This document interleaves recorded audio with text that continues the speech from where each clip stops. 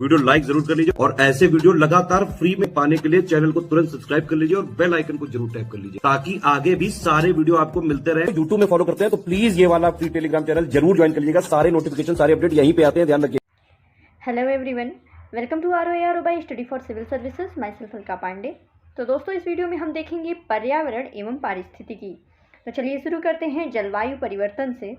तो जलवायु परिवर्तन का अर्थ यह है कि जलवायु का वह परिवर्तन जिसके लिए प्रत्यक्ष या अप्रत्यक्ष रूप से वे मानव गतिविधियां उत्तरदायी हैं, जिनके फलस्वरूप वैश्विक वातावरण की संरचना ही बदल गई है। यह तुलनीय समयावधि में प्राकृतिक जलवायु परिवर्तनशीलता के अतिरिक्त है। ठीक है, तो जलवायु परिवर्तन वह परिवर्तन होता है जलवायु का जिसमें प्रत्यक्ष या अप्रत्यक्ष रूप से मानव गतिविधियां शामिल हैं। ठीक है, याद रखिएगा, प्राकृतिक नहीं बल्कि मानव गतिविधियां शामिल हैं जिसकी वजह से वैश्विक वातावरण की संरचना बदल गई है। जब आज लोग जलवायु परिवर्तन के बारे में बात करते हैं तो उसका अर्थ यह होता है कि पिछले 100 वर्षों में हुआ वह जलवायु में परिवर्तन जो मुख्य रूप से मानव गतिविधि के कारण होता है। ठीक है, पृथ्वी पर पहुंचने वाले सौर विकिरणों की मात्रा में परिवर्तन, सूर्य के संदर्भ में पृथ्वी की स्थिति में बदलाव भी उत्तरदायी है। यह परिवर्तन जलवायु परिवर्तन के खगोल शास्त्रीय सिद्धांत के अनुसार होता है और वैज्ञानिक इस सिद्धांत को मिलानकोविच परिकल्पना भी कहते हैं। ठीक है, और ये जो थे मिलानकोविच, ये सर्बिया के खगोलविद थे। फिर इन्होंने जलवायु परिवर्तन से संबंधित सिद्धांत दिए जो कि पृथ्वी की लंबी अवधि के कक्षीय स्थिति से संबंधित है और इन्हीं सिद्धांतों को जलवायु परिवर्तन के खगोलीय सिद्धांत के रूप में मान्यता प्राप्त है। पृथ्वी की कक्षा की उत्केंद्रता, पृथ्वी की घूर्णन अक्ष की तिर्यकता, विषुव अयन, ये सब जो हैं इस सिद्धांत के, जो ये मिलानकोविच का खगोलीय सिद्धांत है, इसके अंग हैं। वहीं दूसरी ओर जो विकिरित ऊर्जा है वह इसका सिद्धांत से इससे संबंधित नहीं है। जलवायु परिवर्तन पर अंतर सरकारी पैनल यानी IPCC, जो कि संयुक्त राष्ट्र के तत्वाधान में गठित अंतर सरकारी वैज्ञानिक निकाय है, इसके अनुसार ग्रीन हाउस यानी हरित गैसें वे गैसें हैं जो पृथ्वी, वातावरण तथा बादलों द्वारा उत्सर्जित उष्मीय अवरक्त विकिरण को अवशोषित एवं उत्सर्जित करती हैं। ग्रीन हाउस गैसों में मुख्य गैसें कार्बन डाइऑक्साइड, जल वाष्प, नाइट्रस ऑक्साइड, मीथेन और ओजोन है। याद रखिएगा, ये नाइट्रस ऑक्साइड है, ना कि नाइट्रेट। और जलवाष्प भी और ओजोन भी, ये ग्रीन हाउस की प्रमुख गैसें हैं। फिर आगे देखते हैं। आगे है जलवायु परिवर्तन के मापन हेतु हिम तत्व यानी आइस कोर किसी ग्लेशियर या बर्फ की चादर को छेद कर प्राप्त किया गया एक बेलनाकार नमूना है। ठीक है, आइस कोर। और अतीत की जलवायु और वातावरण की जांच करने के लिए सबसे प्रत्यक्ष और विस्तृत अभिलेख है और आइस कोर से जलवायु परिवर्तन का क्रायोजेनिक संकेतक प्राप्त किया जाता है। ठीक है, ग्रीनलैंड और अंटार्कटिका में बड़ी मात्रा में बर्फ की चादर आइस शीट पाई जाती है जिससे आइस कोर निकाला जाता है। ठीक है, जो कि ग्रीनलैंड और अंटार्कटिका है, ये काफ़ी मोटी मात्रा में यहाँ पे बर्फ की चादर पाई जाती है और ये जो आइस कोर है ये यहीं से निकाला जाता है और इससे पूर्व काल में वातावरण में व्याप्त गैसों की जानकारी मिलती है। ठीक है, जलवायु परिवर्तन कृषि को प्रभावित करने की क्षमता रखता है और तापमान बढ़ने से मिट्टी की नमी, कार्य क्षमता, ये सब प्रभावित होती है।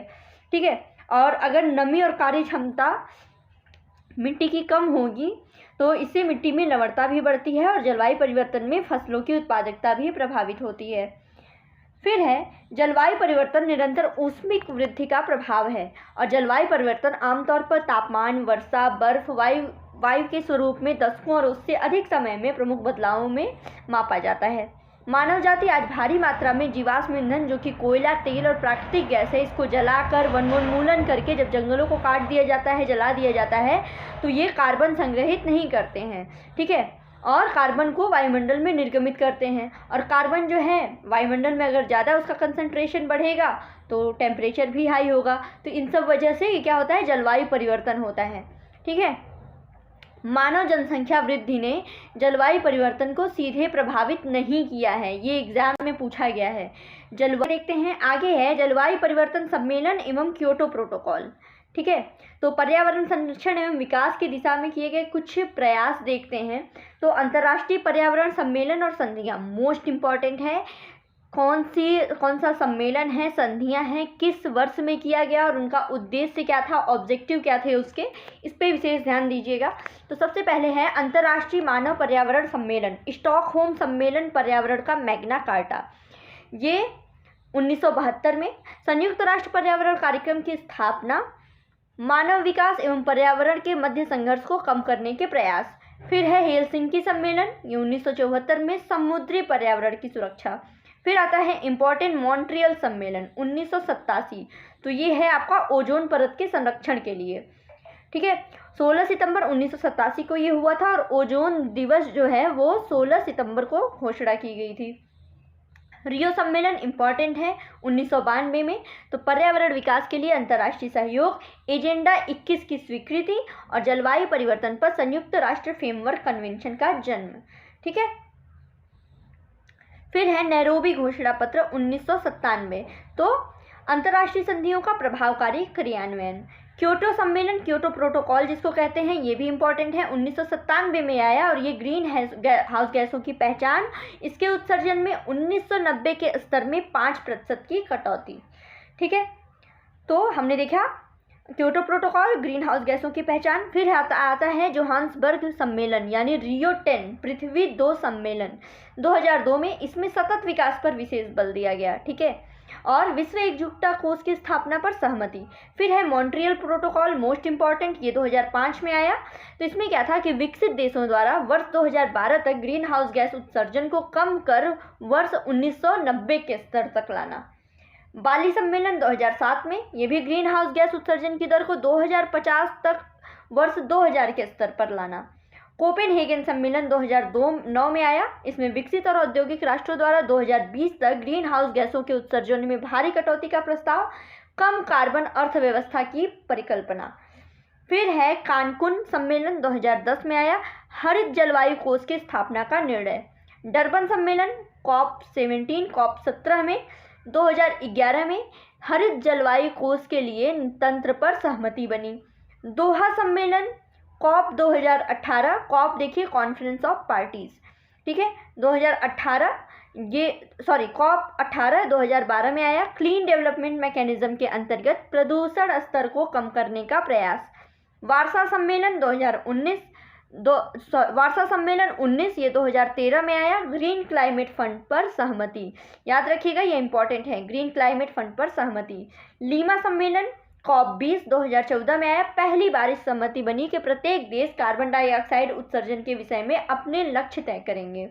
फिर आया पेरिस सम्मेलन, मोस्ट इंपॉर्टेंट, COP 21 2015 में। तो इसमें बोला गया कि औद्योगिक क्रांति से पूर्व की तुलना में वर्ष 2100 तक वार्मिंग को अधिकतम 2 डिग्री सेंटीग्रेड तक नीचे रखना। ठीक है, बात करते हैं COP 22 की। तो मोरक्को माराकेश में सम्मेलन 2016 में आया। ये पेरिस समझौते को लागू किया गया। जर्मनी के बॉन शहर में सम्मेलन, जिसको बॉन सम्मेलन भी कहा जाता है, COP 23 ये 2017 में आया। तो चरणबद्ध तरीके से कोयले के उपयोग को सीमित करने पर सहमति बनी और हरित इमारतें स्थापित करने का निर्णय लिया गया। ठीक है, ग्रीन बिल्डिंग्स। ठीक है, फिर है पोलैंड के कैटोवाइस शहर में सम्मेलन COP 24 2018 में। पेरिस समझौते के क्रियान्वयन पर विस्तृत नियमावली का प्रारूप तैयार किया जाना। स्पेन के मैड्रिड शहर में COP 25 2019 में मौसम जनित समस्याओं से प्रभावित देशों के लिए आर्थिक मदद पर विचार किया गया। फिर है COP 26 ग्लासगो स्कॉटलैंड में। ठीक है, 2021 में। यूनाइटेड किंगडम ने 31 अक्टूबर से लेकर 13 नवंबर 2021 को ग्लासगो में 26वें संयुक्त राष्ट्र जलवायु परिवर्तन सम्मेलन की मेजबानी की। अब आप लोग को कमेंट बॉक्स में बताना है कि जो हाल ही में अभी COP 17 हुआ है ये किस शहर में किया गया है। ठीक है, किस शहर में किया गया है COP 17, आप बताइए कमेंट बॉक्स में, इसका आंसर दीजिए। फिर आगे बढ़ते हैं।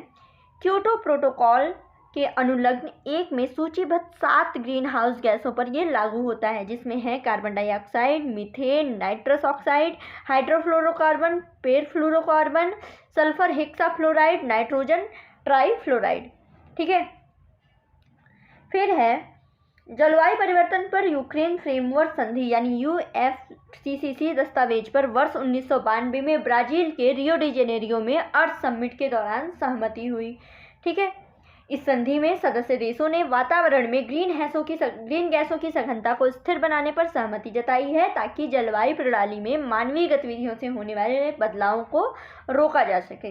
ठीक है, क्योटो प्रोटोकॉल जो है ये एक अंतर्राष्ट्रीय समझौता है जो UNFCCC से संबंध है। ठीक है, ग्रीन हाउस गैसों के निकास को न केवल कम करने से संबंधित है, न कि केवल ग्रीन हाउस गैस से। ठीक है, जापान के क्योटो शहर में ये तीसरे सम्मेलन में इसको स्वीकार किया गया था और यह प्रोटोकॉल जो है ये 16 फरवरी 2005 से प्रभावित हो गया था। ठीक है, इसको स्वीकार तो कर लिया गया था 97 में, लेकिन वही रेटिफाइड करने में और कंट्रीज़ के सपोर्ट इसको लागू करने में काफ़ी टाइम लग गया। 16 फरवरी 2005 को लागू हुआ। फिर है प्रमाणिक उत्सर्जन कटौतियाँ। ठीक है, CDM के अंतर्गत आने वाली व्यापारिक इकाई जो है ये व्यापारिक इकाई है और एक CER यूनिट यानी certified emission reduction unit 1 ton carbon dioxide की मात्रा को घटाने से प्राप्त होती है। ठीक है, एक CER यानी यूनिट का मतलब होता है 1 टन कार्बन डाइऑक्साइड। ठीक है, और ये जो है ये वनीकरण यानी एफॉरेस्ट्रेशन इत्यादि द्वारा प्राप्त की जा सकती है। तो बिल्कुल समझ में आना चाहिए कि कार्बन डाइऑक्साइड की मात्रा को पर्यावरण में हम कैसे घटवाएंगे, जब हम वनीकरण ज़्यादा से ज़्यादा करेंगे पेड़ों के द्वारा। ये भी एक तरीका है, पेड़ों के द्वारा कार्बन डाइऑक्साइड को एब्जॉर्ब किया जाएगा जिससे एटमॉस्फेयर में CO2 का कंसंट्रेशन जो है वो घटेगा। ठीक है, और 1 टन कार्बन डाइऑक्साइड की मात्रा घटाने से एक CER यूनिट जो है वो प्राप्त की जाती है। इसके कई तरीके हैं जिसमें से एफॉरेस्ट्रेशन यानी वनीकरण उसमें से एक है। फिर है क्योटो प्रोटोकॉल के तहत पर्यावरण में कार्बन उत्सर्जनों को कम करने के लिए कार्बन क्रेडिट प्रणाली लागू की गई थी। ठीक है, इसमें क्या है, उन देशों द्वारा किए जाने वाले अधिकतम कार्बन उत्सर्जनों का निर्धारण किया जाता है। ठीक है, उपलब्ध उद्योगों के अनुसार किसी देश में। फिर है CDM देखते हैं। CDM क्या है, क्लीन डेवलपमेंट मैकेनिज्म। तो ग्लोबल वार्मिंग में कमी के लिए हरित गृह गैस उत्सर्जन को नियंत्रित करने की ये प्रणाली है जो कि क्योटो प्रोटोकॉल के ही तहत सामने आई थी। इसके अंतर्गत वनीकरण, कार्बन सिंक, अन्य देशों में कार्बन न्यूनीकरण परियोजना इत्यादि आती हैं। ये वैश्विक तापन को कम करने में सहायक है। ठीक है, CO2 उत्सर्जन एवं भूमंडलीय तापन के नियंत्रण के लिए कार्बन ट्रेडिंग के प्रोत्साहन की बात अंतर्राष्ट्रीय स्तर पर की जा रही है। UNFCCC के अंतर्गत स्वच्छ युक्ति यानी CDM क्लीन डेवलपमेंट मैकेनिज्म का संचालन विकासशील देशों को विकसित देशों से निधियां या प्रोत्साहन उपलब्ध कराने हेतु किया जाता है। ठीक है, ताकि वे अच्छी प्रौद्योगिकी अपना करके ग्रीन हाउस उत्सर्जन को कम कर सकें। कार्बन टैक्स देख लेते हैं, यानी कार्बन कर क्या होता है। तो उन ऊर्जा स्रोतों पर लगाया जाने वाला कर है जो वातावरण में कार्बन डाइऑक्साइड का उत्सर्जन करते हैं।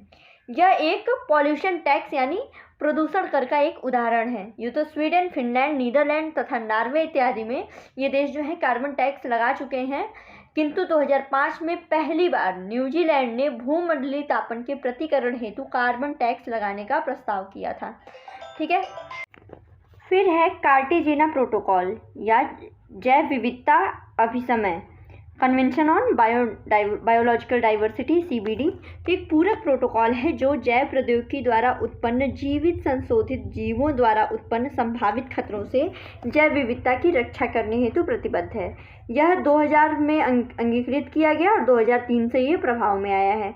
वहीं नगोया प्रोटोकॉल की बात करें तो 12 अक्टूबर 2014 से प्रभाव में आया।